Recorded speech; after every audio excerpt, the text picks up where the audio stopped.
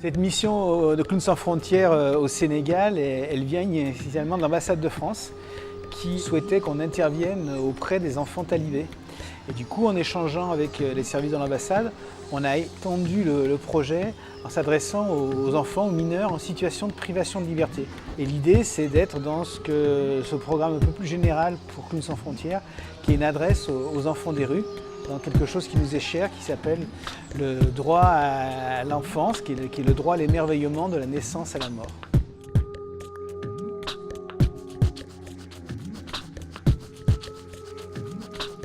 Le clown vient donner à voir le monde dans son absurdité, mais comme lui-même, avec son nez rouge, peut tout dire, et bien du coup, il fait voir qu'on peut l'aborder différemment.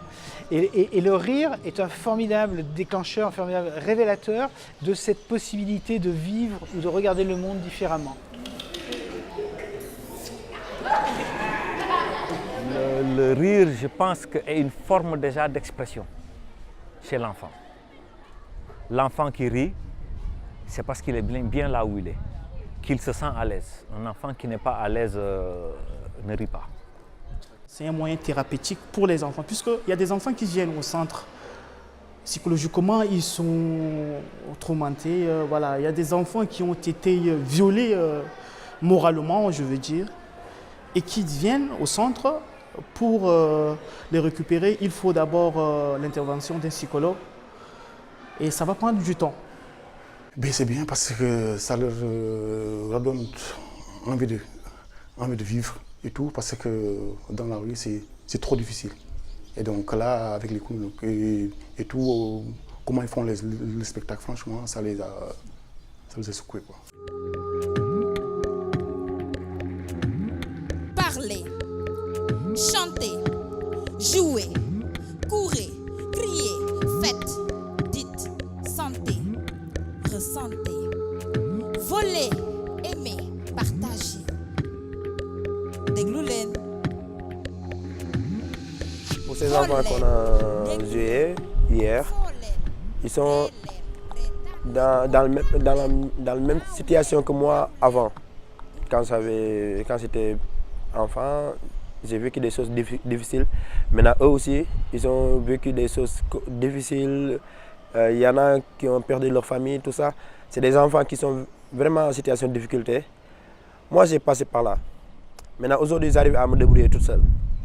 Maintenant, je dois les montrer la voie, comment s'en sortir dans la vie. Ça ne veut pas dire qu'on a des problèmes, on a vécu des choses difficiles et on ne peut pas s'en sortir. Non. C'est là-bas qu'on peut se relever encore plus.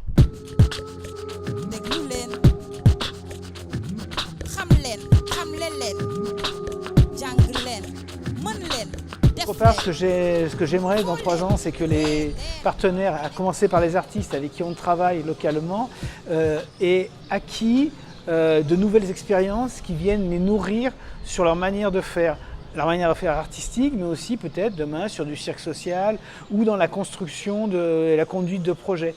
C'est cet ensemble, la question de l'émancipation elle est déterminante, parce que souvent j'explique que arriver sur un territoire, sur un contexte, c'est une chose, mais le plus délicat probablement c'est le fait de partir, c'est-à-dire à quel moment on cesse d'intervenir. Donc la question du partage des savoirs, d'expériences et donc de l'émancipation est absolument déterminante. Ça va me permettre de partager mon savoir, de donner, parce que ça fait longtemps que je n'ai pas donné. Je donnais un peu, je donnais des cours, tout ça. Maintenant là, j'ai envie de montrer vraiment ce que j'ai dans le cœur, passer des messages, faire rire les gens, tout ça. Maintenant, avec cette mission-là, ça va me permettre de faire tout ça. Et c'est cool de rencontrer d'autres artistes qui font le même métier que vous, parce qu'ici au Sénégal, il n'y en a pas beaucoup.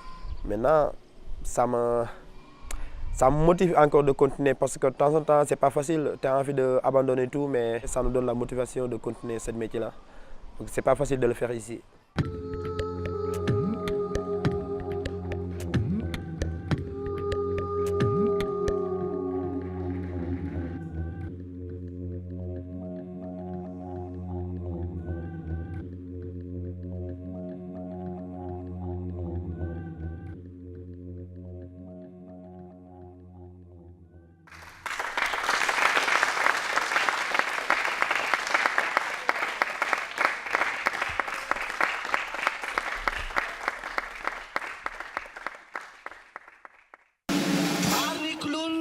sans frontières.